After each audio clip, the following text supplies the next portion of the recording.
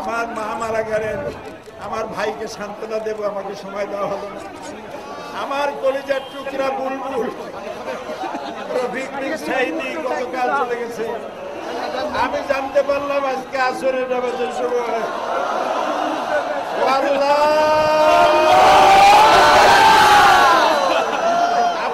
আজকে আমাকে কথা বলতে দিন, আমাকে কথা বলতে দিন। আমি আজকে 50 বছর কোরআনের তাফসীর করেছি সারা বাংলাদেশে, সারা পৃথিবীতে। আমাকে বানানো হয়েছে যুদ্ধ অপরাধী, আমাকে বানানো হয়েছে চোর, ডাকাত, হত্যাকারী, ধর্ষণকারী। আমি আল্লাহর নামে কসম করে বলছি, আল্লাহ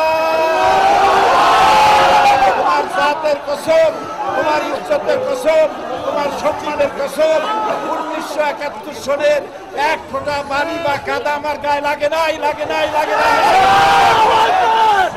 আমার শুধু কাজ ছিল কোরআনের প্রচার করা।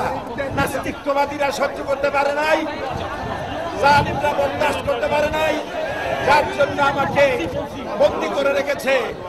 আমি শাহাদাতের তামান্না করি।